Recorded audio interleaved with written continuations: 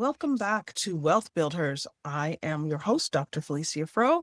We're continuing our series on women in history and building wealth. Maybe they lost it, maybe they kept it. We're diving into many women of our past to see what we can learn from their journeys. Today, I'm talking about Victoria Woodhull. She was the first woman to open a brokerage firm on Wall Street, the first woman to start a weekly newspaper in the United States, and the first woman to run for president in the United States. Her story isn't just about first, it's about fighting for control over money, image, voice, and power in a world that told women they deserved none of those. Let's take a look. Victoria was born in 1838 in Ohio into a poor and chaotic family.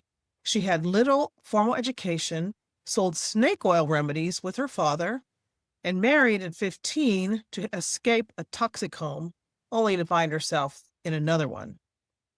From an early age, she learned two things. One, money meant power, and two, she had none. But what she did have was grit, curiosity, and ambition. Fast forward to 1870, when Victoria and her sister Tinny, two self-educated, outspoken women, walked into the belly of the beast, Wall Street. With financial backing from Cornelius Vanderbilt, of all people, one of the richest men of the era, they opened Woodhull Claflin and Company, the first female-owned brokerage firm in history. That was in 1870.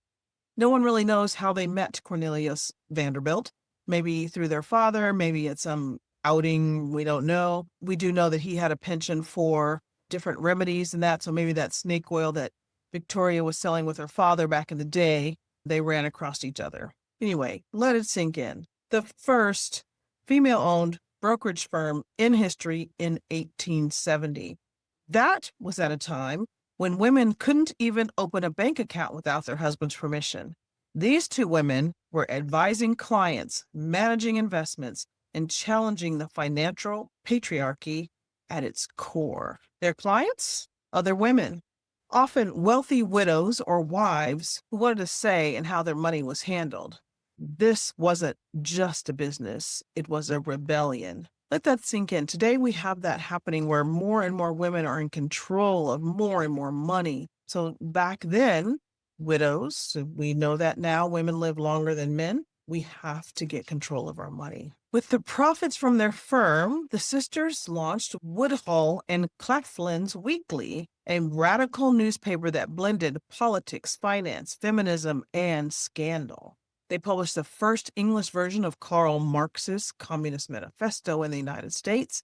They called out double standards, corruption, and injustice loudly. And that made enemies, especially when they published an expose on preacher Henry Ward Beecher's affair, outing him as a hypocrite for preaching morality while living a double life.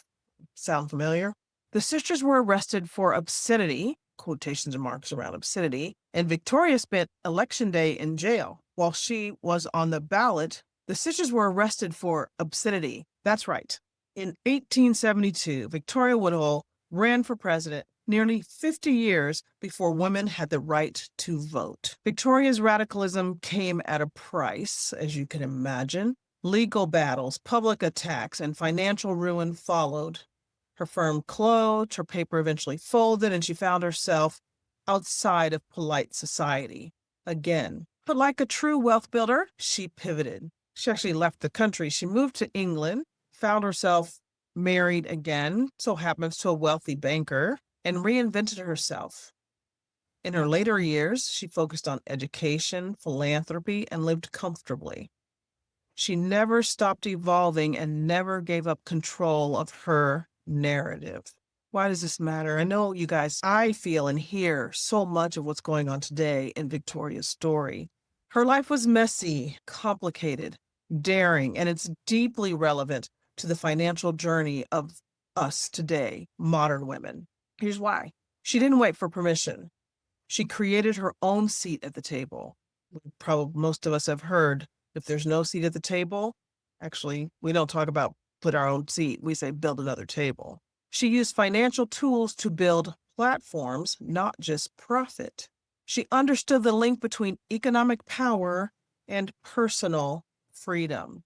And she didn't just sit back and let somebody else do that for her. She worked for it for herself. And when one chapter ended, she wrote a new one. She pivoted. She learned how to be resilient and keep going despite the setbacks that she had. 3 takeaways: leverage the allies, but own the strategy. She used Vanderbilt's money, yes, but she built her own firm, her own vision. Leverage the allies, Vanderbilt, with money. She owned the strategy, the business that helped her build her firm, that became her firm and was her vision. Build platforms, not just products. Number 2, money alone isn't wealth. Wealth is what you build with it. It's not just about dollars in the bank. It's what you do with those dollars makes you wealthy. A voice, a brand, a movement. Reinvention, number 3, is a power move. Your path will twist and turn, but the ability to shift, evolve, and try again is a key part to building resilient wealth. You guys, that's Victoria Woodhull. I hope you learned something new. I hope you felt inspired by this. First woman on the ballot, first on Wall Street, first in so many ways, and an unshakable reminder that financial independence is political, personal, and powerful. Thanks for listening. We'll be continuing on this journey, hearing about these women. I'd love to hear your story. I'd love to talk about your story. I'd love to be a part of your story. See you next week.